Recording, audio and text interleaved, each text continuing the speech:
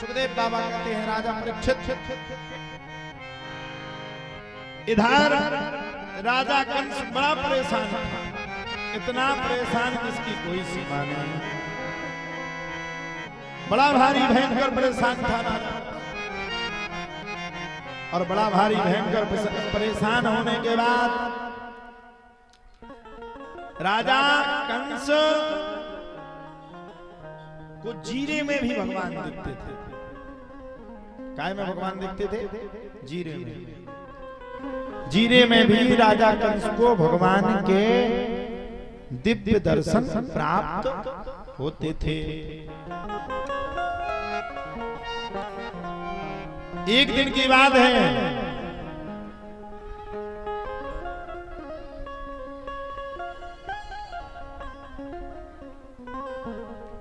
एक दिन की बात है महाराज, राजा कंस के मंत्री चाणूर ने राजा कंस को समझाया, महाराज तुम दिन प्रतिदिन चिंतित रहते हो, व्यथित रहते हो, नंद के लाला के चक्कर में तुमने खान पान को भी त्याग दिया, मेरी एक बात मानो तो बड़ा अच्छा होगा।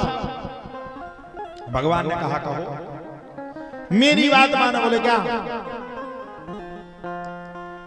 एक मेले का आयोजन करो,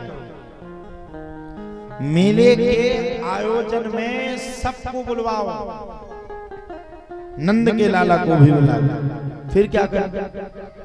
सबसे पहले हाथी को बढ़िया शराब पिलाएंगे, हाथी ही कुचल देगा, हाथी नहीं कुचल पाएगा तो बड़े बड़े मल्ल बुलवाओ, मल्ल ही कुचल देंगे, मल्ल नहीं कुचल पाएंगे तो सेना तो फिर कुचल ही देगी।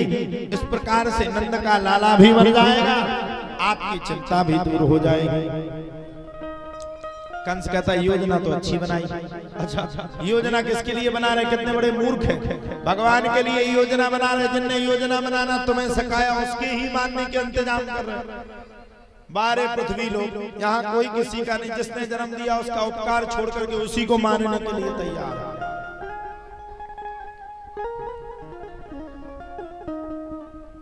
राजा कंस कहा, बोले मेरी बात तो वो मानेंगे नहीं, मेरी बात तो वो सुनेंगे नहीं। एक काम करो। बोले क्या? मेरी बात मानो तो बड़ा अच्छा रहेगा। बोले क्या करूं? बोले चाणूर को पहुंचाओ, अक्रूर को पहुंचाओ। अक्रूर जाएगा, अक्रूर बहाने बना करके 2 दिन के लिए लेकर के आएगा। और अक्रूर को नंद बाबा बड़ा मानता है, इसलिए अक्रूर के मानने पर नंद बाबा लाला को छोड़ देगा। चले नंद बाबा के पास अक्रूर जी सायंकालीन के समय आए। जब अक्रूर जी महाराज सायंकालीन के समय पर आए, भगवान श्री कृष्ण ne बड़ा स्वागत किया, सत्कार किया, अभिवादन किया, अभिनंदन किया, वंदन किया, सब कुछ। और रात्रि के समय में अक्रूर जी महाराज विराजमान हो गए। जब रात्रि के समय में अक्रूर जी महाराज विराजमान हो गए, तब तो अक्रूर जी महाराज के विराजमान होने के बाद माता यशोदा ने पूछा, अक्रूर जी बड़े दिनों के बाद आए हो, सब खैरियत है ना? अब अक्रूर जी तो चिंता में थे, नंद के लाला को ले जाना है, किस बहाने से ले जाऊं? अक्रूर जी महाराज विलाप करने लगे। माता यशोदा ने पूछा, आखिरकार दुखी होने का कारण क्या है? अक्रूर जी ने कहा, मैया आपके पुत्र को लेने के लिए आया हूं। जब इतनी बातों को सुना तो माता यशोदा तो बड़ी अत्यंत दुखी हो गई। इतनी दुखी कि दुख का मानो पहाड़ टूट गया। बड़ी दुखी है माता यशोदा। पुत्र को लेने के लिए आया, लल्ला को लेने के लिए आया। कितने दिन के लिए? मात्र 2 दिन के लिए। सारे ब्रज में मानो सन्नाटा छा गया।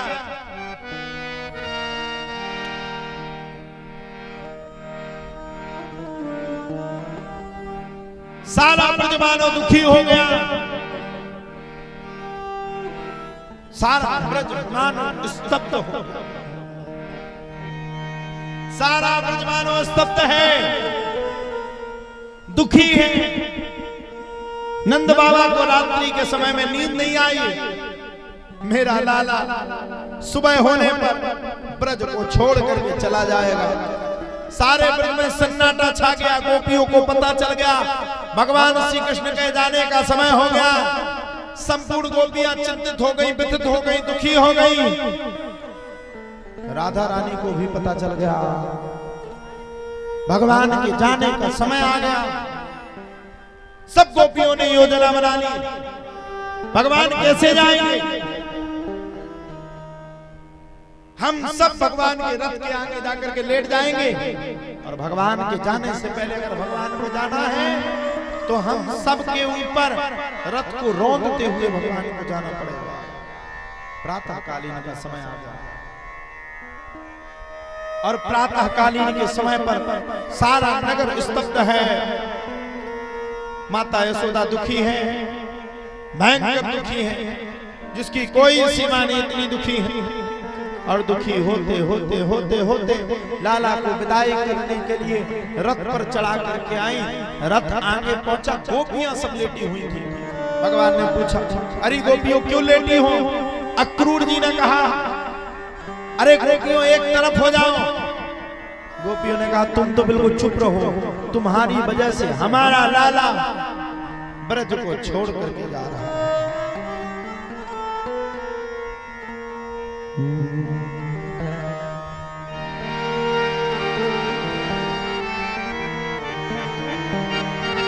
जा रहे हो तो सब गोपियां बड़ी दुखी, बड़ी भगवान से कह रहे हैं, जा रहे हो तो जाओ,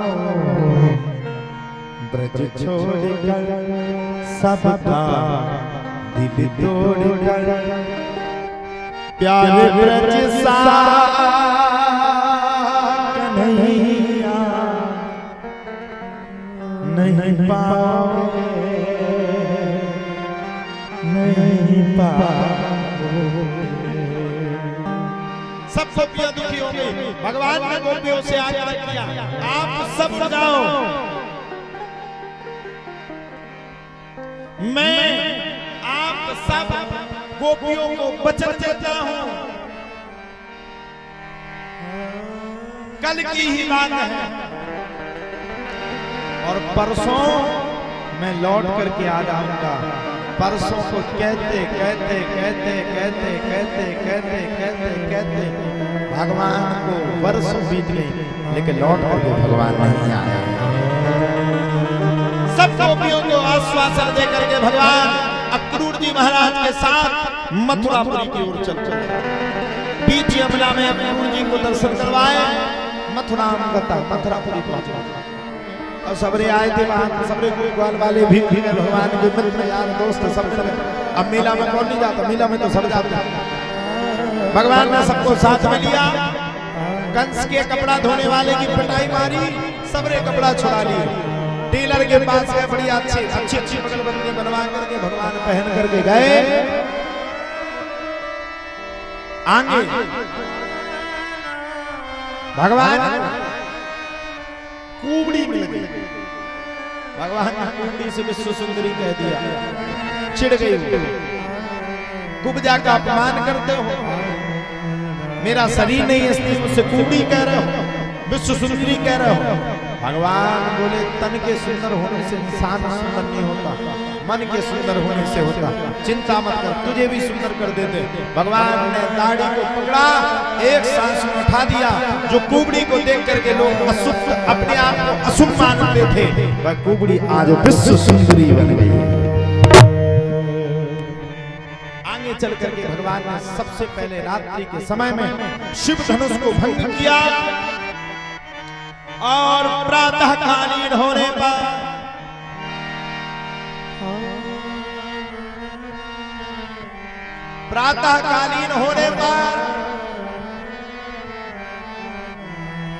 भगवान ने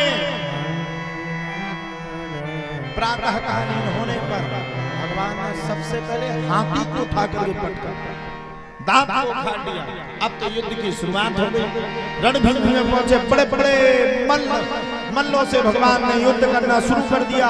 सबरे मल्लों को भगवान एक 8-9 वर्ष का बालक पछाड़ता जावे, मल्लों को पटक दिया। राजा कंस ने पूरी सेना को आदेश कर दिया, जाओ छोड़ना नहीं। संपूर्ण सेना पहुंच गई, भगवान के ऊपर आक्रमण किया। भगवान ने संपूर्ण सेना को भी पछाड़ दिया और सेना को पछाड़ने के बाद भगवान श्री कृष्ण ने बड़े प्रेम के साथ पूरी सेना को पछाड़ दिया। राजा कंस ने तलवार निकाली, तलवार निकाल करके भगवान के ऊपर प्रहार किया और भगवान ने राजा कंस के ऊपर प्रहार किया। राजा कंस के सर पर भगवान ने प्रयोग किया और आज राजा कंस का सर धड़ से अलग हो गया। भगवान ने राजा कंस का अंत किया, धर्म की स्थापना की। धर्म क्षेत्रे कुरुक्षेत्रे समवेतायुस्सवः मामकः पांडवस्यैव किम कुर्वन्तु संजय।